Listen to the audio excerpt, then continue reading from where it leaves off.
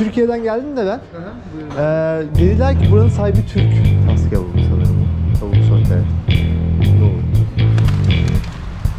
15 Mart'ta açtık, 16 Mart'ta kapattık. Bir gün. Şimdi O kadar. bir gün yani. Kar yağıyor. Gençler ve daima geç kalan insanlar. Tiflis'ten herkese selamlar diliyorum. Tiflis'in içinde bir Türk mahallesi kıvamında bir yere arıyoruz. Marjinal Vili sokağındayız. Burada hemen denk gelmişken göstereyim abi. Arabalar yayalara çok saygılı. Böyle yaya geçitlerinde dümdüz yürüyorsun ve arabalar duruyor. Tabii bize göre biraz farklı. Yani her şeyi gösteriyoruz abi bir şehre. Buraya niye geldik arkadaşlar? Öncelikle burada Türk restoranları varmış, Arap restoranları varmış ve çok güzel bir sokak dediler. Yani çıktık, bir de kar yağdığını görünce çok kısa, küçük bir kar yağıyor böyle. Onları da dışarı atmak istedik kendimizi. İşin aslı şu, biliyorsunuz ben İngilizce dersleri veriyorum. 2-3 saat sonra benim dersler başlıyor. 3-4 saat ders vereceğim. Onun için sabahtan çıkmak istedik. Ya karşımıza ne çıkar hiç bilmiyorum. Bir restoranda bir hikayenin peşindeyiz. Ne olduğunu ben de bilmiyorum ama bir şey, güzel bir şey çıkabilir karşımıza. Çıkmasa da canı sağ olsun, sorun değil. Sokağı görmüş oluruz.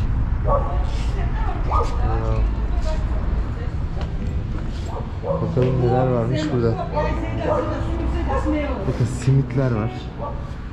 Biz gevrek diyoruz. İzmirce'de. Baklava. Yavaş.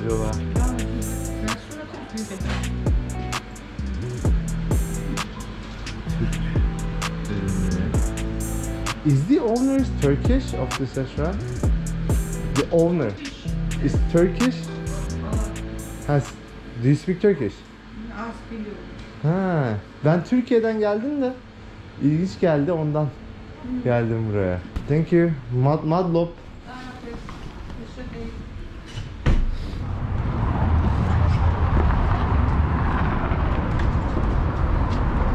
Çalışan da birazcık biliyordu ama Anne? çalışan Türk değildi de böyle biraz biliyordu Türkçe.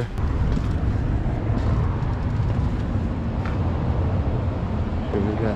Hello. Yabancı mı? With passport? Yeah, I have. Burada işte aşı kartı geçiyor. Şöyle Türk yemekleri var. Tas kebabı sanırım. Tavuk sote. Nohut. Efendime söyleyeyim. Yine Türk kahvaltısı. Böyle. And the owner is right now here? What? Is he here now right now? The owner? Okay. If he's available, can we talk? What? If he is available, can we meet him? Bence beni anlamıyor. Abi burası da Türk restorantıydı. Kebaplar, nohutlar, bilmem neler. Dedim ama sana. kadınla anlaşamadık. Yok abi şimdi var aslında. İçeride. Restoranı ya. İçeride Candan Erçetin çalıyor. Oğlunu burada mı diyorum. Harbi mi? Kadın yüzüme bakıyor. Yes diyor ama konuşabilir miyim diyorum. Bir bakıyor, anlamadım. Çok da zorlamak istemedim şimdi.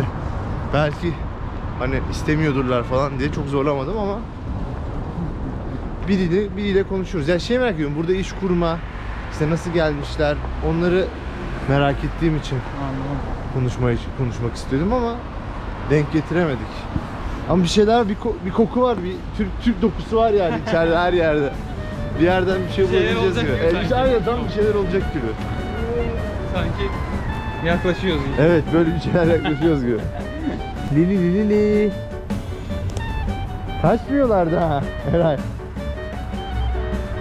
Suları donmuş ya hayvanların. Vay.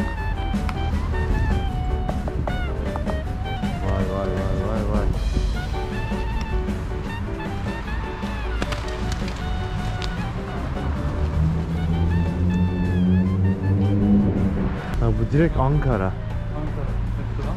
Ha, çıktı hocam. Girelim mi? Sen de gel bari de. Kamarcoba.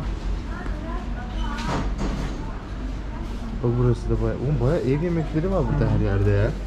Baksanıza, dolmalar, ıspanak, sote. Siz Türkçe biliyor musunuz? Buranın sahibi nerede? Ali, Yusuf. Selamlar. Siz misiniz buranın sahibi? Yok. He, siz çalışıyorsunuz. Ben Sahibi olsak kran tuvalet olur. Buyur.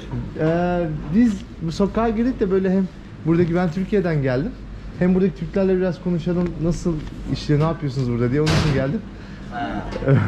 Video mu çekmeyiz? Evet, öyle bir konuşalım. Ne yapıyorsunuz, nasıl gidiyor buranın işte kim açmış gibi bir tanışmak istedik aslında. Sahibi falan burada mı veyahut da sizle de konuşabiliriz. Öğleden önce gelir. Öyle de akşam mı geliyor daha çok buraya? Öğleden sonra. Duruma göre değişir. Öğleden sonra geliyor. Yine olmadı. Yine mi olmadı? Yani ben direkt bak burada Türk iş kozum. Ama bence bu da Türk değil abi. Ha? Bence bu da Türk değil. Nasıl değil ya? Bir de şöyle bir şey fark ettim Eray. Ha? Şöyle çok fazla kadın mutfakta çalışan insan var burada. Mesela Doğru kebapçı diyorsun. restoranında, Bizde hep erkek, değil mi? evet Türkiye'de kebapçı restoranında bu kadar kadın yok. Doğru söylüyorsun. Hiç yok. Böyle düşünmemiştim. Burası mı tiyatro? Yanında da bir kahvecimiz var. Tatlı. Burada bir kahvaltı yapacağız artık. Kruvasan var. Onların çeşitli pastane tatlıları var. Ondan sonra ben burada bir restoran sahibi Türk'le konuşmak istiyorum da. Türk restoran Evet. mı? Türk Ha, restoran ileride. ama sahibininle konuşmak istiyorum ben. Daha ileride şey var, May Şef diye ortada Türk restoran. May Şef. May Şef, aynen. Tamam bir de ona Bir de bakalım. yanında Gloria Jeans, orada da Türk restoran. Gloria Jeans Türk mü? Aynen. Yani Hoş tarifler Türk.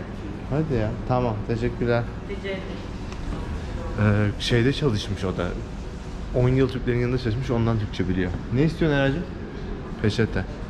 Peçete alabilir miyim? Bir kruvasan, bir cappuccino, bir de americano aldık. 14 lei tuttu burada böyle bir yerde. Ama yine ne onun adı? Buranın güzel bir kahve dükkanı. Öyle düşünün. Biz şimdi yiyelim bunları. Ondan sonra biraz karnımızı doyuralım. Sonra Mayi Şef dedi bir restoran. Mayi Şef diye bir restoran. Manşef. Evet, orası Türkmüş. Çıktık dışarıdan.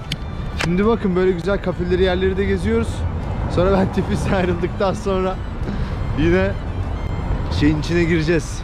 Köylerin, yerlerin içine gireceğiz. O nedenle Pisliğin bakın. içine gireceğiz. Ay, pisliğin içine gireceğiz. Şimdi iyi izleyin güzel kafeleri, barları. En azından Tiflis'teyken görelim. Ha nerede? Nerede? Bina. Ha bak İş Bankası var şurada. Şu an göremiyorsunuz muhtemelen ama şu mavi olan yer İş Bankası'nın olduğu yer. Kahve içtik, ayıldık ya. Vallahi iyi oldu. Ha neydi o kadın, şef mi dedi? May Şef. May Şef'e gidelim. Orası yeni açıldı, ben de bilmiyorum. Tamam, daha iyi. Yeni açılan yer daha iyi. Burası mı May Şef? Kanka Kapalı burası abi. nasıl kapalı ya? Öyle daha. Ha yok. May Şef. Yok açıkmış hocam, ben sandalye göremiyorum. Burada konuşabilir miyiz acaba? Bakalım bulursak konuşuruz ya. Oo bayağı itler metler felaket ama burada. Evet güzel olmuş. Türk müsünüz? Evet abi. Teşekkürler, kolay gelsin. İyi, siz nasılsınız? Türkiye'den geldim de ben. Dediler ki buranın sahibi Türk. Bu cadde zaten Türk caddesi diye. Sonra sordum birkaç yere, bulamadık. Hiç Türk sahibi bulamadık. Yani insanlar hepsi çalışmaya gelmemişler yani daha. Sonra başka bir kafede, bir kahve dükkanı dediler ki bir şey açtılar buraya, şef açtılar. May Şef açtılar. Onun dediler sahibi Türk. Ben dedim bir gelip konuşayım. Ben burada hasta olursun genel yöneticiyim. Ha. Ama genel şeyimiz de gelecek. Genel patron da burada. Aha. Bir saate gelir o. Bir saat sonra geliyor. Çayımız kahvemizi içersin. Gelir ona kadar. Çok keyifli adamdır. Hadi ya, süper. Tamam. Saat 11.30. Peki akşam burada oluyor mu? Tabii. 4-5'ten sonra. Olmadı hani 4-5'ten sonra geliriz. Bir onunla görüşürüz eğer müsait olursa. Zaman İsim da neydi abi? Arda. Arda. Sizin nedir? İntizar. Ben kendi Türkmenistan İntizar. vatandaşıyım. Ha. Evet, ben Ama de. bayağı hiç aksanınızdan belli olmuyor ya. Süper. Tamam. Güzel bir yer yapmışlar. Bak bu arada akşam geleceğim de buraya baksanıza restoranta. Bayağı büyük güzel restoran yapmışlar. Netler metler. Eray hocam, yöneticisini buldum. Türkmen. Sahibi de Türkmüş. Evet. Yarım saat bir saate gelecek dedi. Ha. Ondan sonra Bize gelir mi? Şey dedim ben, Yarım akşam saat olur. 4'ten 5'ten Tamam, sonra geliriz dedim. O tamam dedi. Şöyle arkadaşlar, şimdi burada benim İngilizce dersini vermem lazım. Hemen eve döneceğiz. Dersleri vereceğiz. Sonra gelip buranın sahibiyle görüşeceğiz, MyChef'in.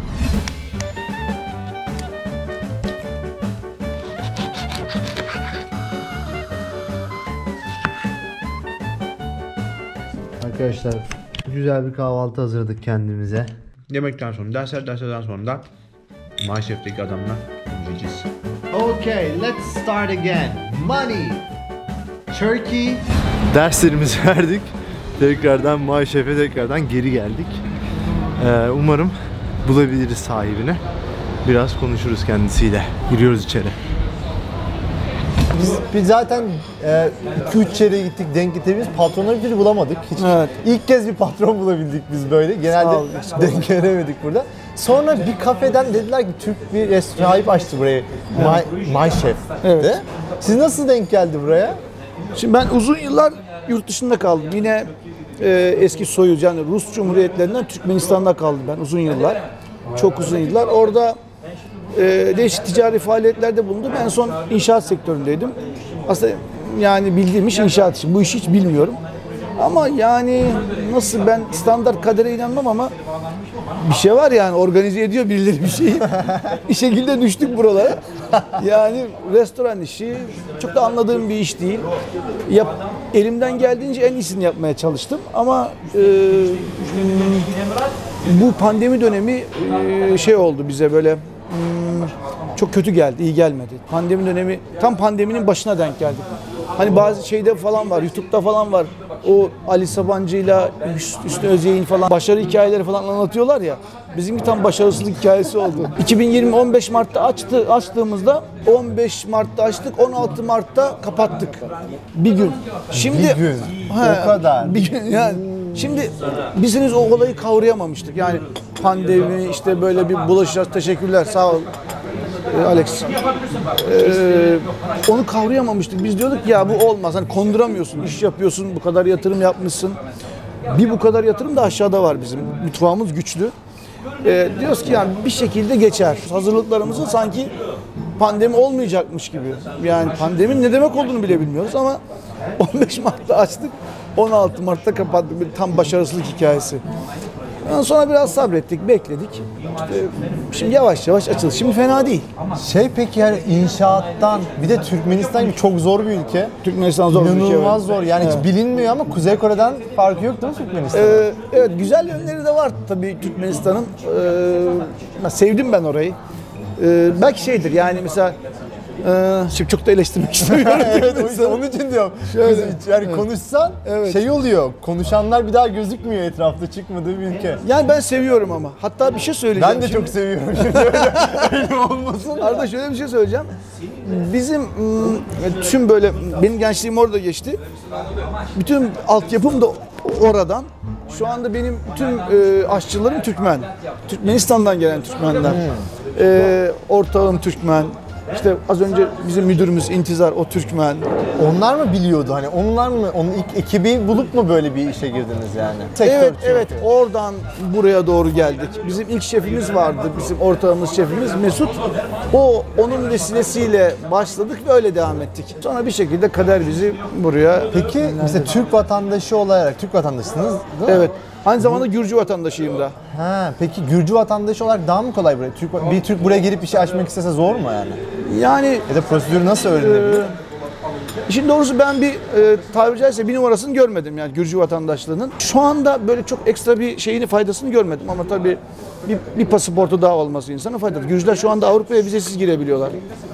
Evet, yani o hangi fasıldalar bilmiyorum Avrupa üyeliği sürecinde ama şu anda vizesiz Avrupa'ya gidebiliyorlar. 3 ay kalabiliyorlar. Daha çok kalabiliyorlar. İzin almaları kolay. Dünyanın birçok yerine şeysiz gidebiliyorlar. Vizesiz gidebiliyorlar. Ama iş kurarken siz direkt Gürcü pasaportuyla kurdunuz burada o zaman. Hayır, o da çok komik oldu aslında. Yani böyle çok böyle değişik oldu. Ben 2013'te en son buranın şu anda burada şeyde olan, kontrol altında olan, hapiste olan Saakashvili, Mikhail Saakashvili. Yani o Gül devrimini yapan, Şevardnadze'den burayı Gül devrimiyle alan, buranın efsanevi Cumhurbaşkanı, Prezidenti, Başkanı şu anda hapiste burada. Çok enteresan. Onun son döneminde Karadeniz'de tabiri caizse önüne gelen herkese pasaport verdiler.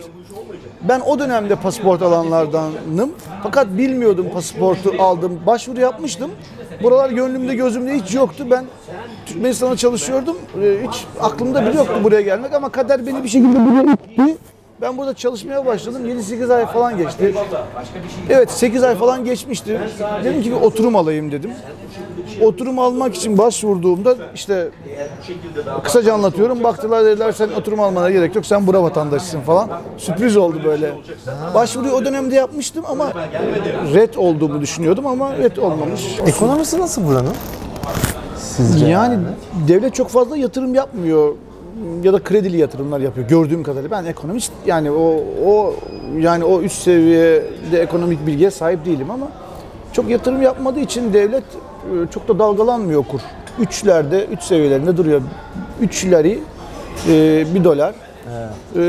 Ve bu yaklaşık 3 yıldan beri hemen hemen öyle. 2.70'teydi, sonra 3.40'lara çıktı. Tekrar böyle bu arada oynuyor. 3'lerde şu anda. 3 civarında. İnsanların yaşamı mesela asgari ücret falan burada ne kadar veriyor? Öyle bir şey var mı ya da? Böyle bir asgari ücret yok. Yani öyle bir asgari ücret yok benim bildiğim kadarıyla. Yanlış mı konuşuyorum İnsa? Devletin belirlediği bir asgari ücret yok. Evet. Öyle bir asgari ücret yok. Yani kaça anlaşıyorsan öyle çalışıyorsun. Onun üzerinden vergi ödüyorsun. Bildiğim kadarıyla. Şeyi merak ediyorum. Ben Pakistan'daydım bundan önce. Pakistan'dayken bir emekli maaşı diye bir şey yoktu. Yani patron veyahut işveren hangi sektörde olursa olsun askeri haricinde %90'ında bir emekli ikramiyesi kesilmiyordu maaştan. O nedenle bir emekli olamıyordu. Burada öyle bir ekstradan maaş, ben sana bu net veriyorum, brütü budur. Var. Böyle bir şey var mı? Var tabii. Burada emeklilik kurumu var. Emekli oluyorsunuz çalıştıktan sonra. Sağlık hizmetinden Evet var. Sağlık hizmetinden de yararlanabiliyorsun. Evet. Ben yararlanıyorum mesela burada sağlık hizmetinden. Çalışanlar da öyle bir... Çalışanlar da yararlanabiliyorlar. Evet. Burada o zaman devlet onu kurmuş yani. Tabii o sistem var. Anladım. O sistem bir miktar eski Rusya soyuzdan kalma alışkanlıklar. Bir miktar sonrasında eklenenler var üzerine. Burada böyle karışık bir yapı var Gürcistan'da. Başarılılar ama ben gayet başarılı buluyorum bunları. Yani bu coğrafyada özellikle Kafkasya böyle karıştırılmaya, müdahale edilmeye, kışkırtılmaya çok müsait bir coğrafya burası. Ben Gürcüleri başarılı buluyorum. Şey çok ilginçti. Biz bu caddeden yürüdük ya her yer Türk restoranı. Evet. Kebapçısı, Evet, işte evet, baklavacısı. Neden öyle oldu ya Evet. burası? Ya da var mı onun bir şeyi? Nasıl denk gelmiş bu kadar? Evet aslında ben bu konu çok enteresan bir konu. Mesela bence Türk mutfağı dünyada bir şey olabilir. Mesela bir marka olabilir aslında. ya, olabilir. Bunun üzerine biraz gitmek gerekir. Belki biraz bir miktar devlet desteği falan. Evet Türk arkadaşlar var bu lokasyonda ciddi Türk arkadaşlar var. Hatta ben şöyle söyleyebilirim. Buradaki mutfakların birçoğuna Türk eli değmiştir, dokunmuştur. Yani onun altyapısına, mutfak ekipmanlarına mutlaka bir yerine Türk eli değmiştir. Yani atıyorum ben bütün mutfak ekipmanlarımı Türkiye'den getirdim. Mesela işte kutularım Türkiye'den, kullanacağım tüm sarf malzemeleri Türkiye'den. Türkiye mutfak konusunda iyi. Burada da o görünüyor. Gürcistan'da Genel görünüyor. ticari olarak çok artık bağlanmışlar da Türkiye Evet. ve Gürcistan. Fakat bir şey söyleyeceğim. Gürcü yemekleri, Gürcü restoranları da çok başarılı.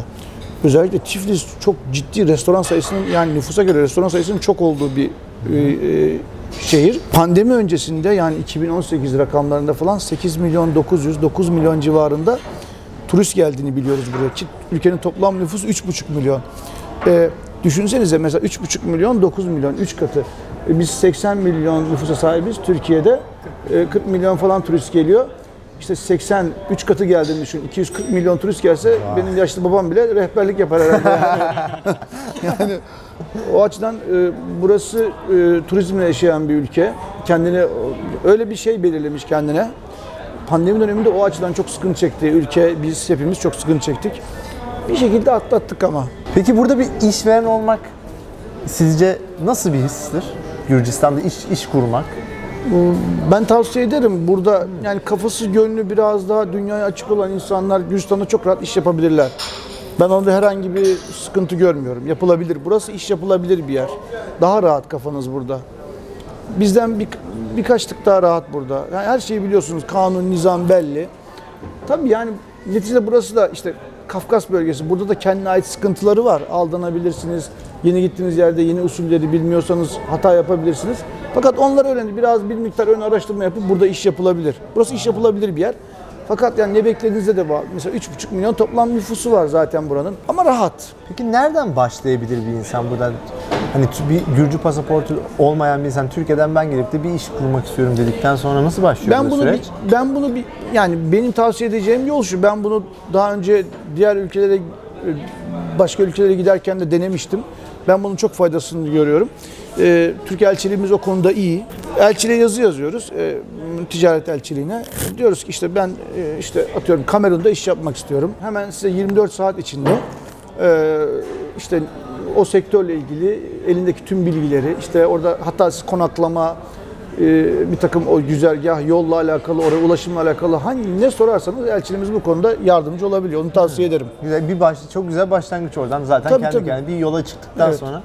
Tabii. Türk İş Adamları Derneği var burada. Tabii oraya Onlar da gidilebilir. çok kibar insanlar. Evet. Gürcü Türk İş Adamları Evet, Derneği. Gürcü'ye başvurulabilir. Müsiat var burada, ona başvurulabilir. Uçakla geldin, burada Justitia diye bir mantarlı bina dedikleri bir yer var biliyor musun? Justitia, kanun evi. Hani Rusçası kanun evi. Yani bu dediğimiz Gürcesi, mantardan bahsediyoruz işte. Gürcücesini, Ha evet o mesela benim Gürcü anlıyorum fakat... Mantar demekmiş evet, sanırım. mantar. Adalet Sarayı. Öyle bir adalet sarayı gibi bir yer. Orada hemen hemen bütün resmi işlemlerinizi yapabiliyorsunuz. Mesela uçaktan indiniz, geldiniz, bavulunuzla oraya girdiniz, hemen orada yaklaşık 1-2 saat içinde maksimum orada firmanızı kuruyorsunuz. Firmanız hemen daha sonra oradan çıkmadan kurulmuş oluyor. Hemen bankadan hesabınızı açıyorsun. Yani çalışma niyetiniz var. Fizibilitenizi yaptınız, hazırlığınızı yaptınız. Yani öyle yani bu örnek olarak. Hemen 2 saat içinde firmanızı kurup işe başlayabiliyorsunuz. Buraya Türkiye'den yatırım yapmak isteyip çalışmak isteyen arkadaşlar geldiklerinde biz onlara elimizden geldiğince yardımcı olabiliriz. Onları burada müşavirlik hizmeti yapan Türk arkadaşlarımız da var. Yıllarca burada kalmış. O hizmetleri onlara yönlendirebiliriz. Tavsiye ediyorum ben Gürcistan'da. Biraz gönül meselesi fakat yani Gürcistan'da yani yurt dışına çalışmak biraz gönül meselesi. Yani hani yurt dışına açılayım, orada iş yapayım, ufkunda, o düşüncesinde olmak başka bir şey. Ama buraya gelenlere, buraya gelmek isteyenlere tavsiye ederim ve elimizden geldiğince yardımcı oluruz. Çat kapı gelsinler, biz her türlü elimizden gelen bilgiyi, tecrübeyi onlara aktarabiliriz. Makarna, pizza, pide, ne? Sizin en az hani böyle yoğuracak Şöyle yapabiliriz. Mesela bir miktar pasta falan, yani makarna. Makarna deyince İtalyanlar kızıyorlarmış. Pasta diyorlar ona, evet.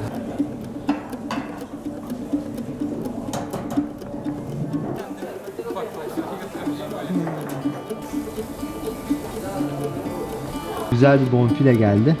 İşte bir Sezar salata. Ha, İtalyan usulü. Makarna adını kullanmadığı pasta. Karet sayıyorlar. Neden? Makarnayı kabul etmiyorlar asla. Ya pasta diyorlar onlar. Makarna başka bir şey diyorlar.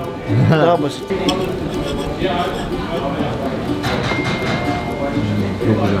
Hocam çok güzel. Afiyet olsun. O çok güzel. Normalde de hani bir şekilde bu et bugün güzel demesi diyecektim ama gerçekten çok güzelmiş abi. Böyle Afiyet olsun. bu arada makarna çok güzel. Çalışkanım. Pasta demeyeceğim. Makarna çok güzelmiş. Sinan abiyle inanılmaz tatlı, çok keyifli bir muhabbet geçirdik. Bize en son yemekleri ikram etti. Çok lezzetliydi. Kesinlikle Gürcistan Tiflis'e gelirseniz bir Sinan abiye uğrayın. Bir tanışın yani. Şey yapmazsınız. Çok mutlu ayrılırsınız yani buradan. Bizim çok hoşumuza gitti. Çok şansa denk geldi. Biliyorsunuz bir sürü aradık.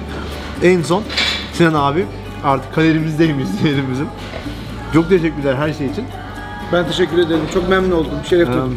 Bir sonraki bölümde görüşmek üzere. Eğer dediğim gibi biz yani bir gazeteci olmadığımız için biz muhabbet ettik. Bir sorular sormaya çalıştım elimden geldiği kadarıyla. Eğer unuttuğum veya sizin merak ettiğiniz bir soru varsa abi aşağı yazın, bir sonraki bölümde bir şekilde cevaplamaya çalışırız. Kendinize iyi bakın. Görüşürüz.